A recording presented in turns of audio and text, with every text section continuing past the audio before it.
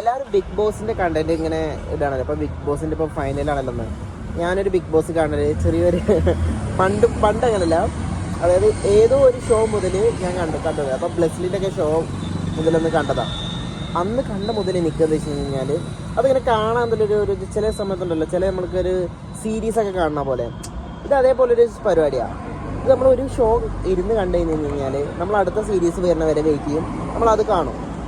അപ്പോൾ എൻ്റെ ഒരു അഭിപ്രായത്തിൽ ഇനിയിപ്പോൾ ആരാ ജയിക്കാന്ന് എനിക്ക് വെച്ച് കഴിഞ്ഞാൽ നമുക്കൊരു സപ്പോർട്ട് കൊടുക്കൂലേ, ഞാൻ സപ്പോർട്ട് ചെയ്യുന്നത് നമ്മളെ അനീഷേട്ടനാണ്. കാരണം മൂപ്പര് എത്ര പറഞ്ഞാലും എന്താ പറയുക, ഒരു ഗെയിമറാണ്. കാരണം മൂപ്പര് സ്റ്റാൻഡ് എന്തോ ആയിക്കോട്ടെ, പക്ഷേ മൂപ്പര് അവിടെ മൂപ്പരായിട്ടല്ല, അയാളായിട്ടല്ല അയാൾ നിൽക്കുന്നത് അവിടെ. അയാളൊരു ഗെയിം കളിക്കാനായിട്ട് വന്നു. അതിൻ്റെ രീതിയിൽ തന്നെ ആദ്യം കുറേ ചൂടായി ഇങ്ങനെയൊക്കെ നിന്ന്, പക്ഷെ അവസാനമായപ്പോൾ അയാൾ എന്താട്ടി ഒരു സോഫ്റ്റായില്ലേ, നല്ല ഒരു ക്യാരക്ടർ പോലെ മൂപ്പര് നമുക്ക് എല്ലാവർക്കും ഇങ്ങനെ തോന്നുക. അപ്പം അതൊരു ഗെയിമറാണ് ഞാൻ മനസ്സിലാക്കിയെടുത്തോളം. നമ്മളെല്ലാവരും ഓരോരുത്തർ ഇങ്ങനെ കൺസിഡർ ചെയ്യുന്ന സമയത്ത് അപ്പോൾ എനിക്കങ്ങനെ അതിലൊരു ബെസ്റ്റ് പിന്നെ 2 എന്ന് പറയുന്നില്ല, ബെസ്റ്റ് 1 എന്ന് പറയുമ്പോൾ തന്നെ നമുക്ക് ഒരാളെ മാത്രമേ ഞാൻ കൺസിഡർ ചെയ്യുന്നുള്ളൂ, അത്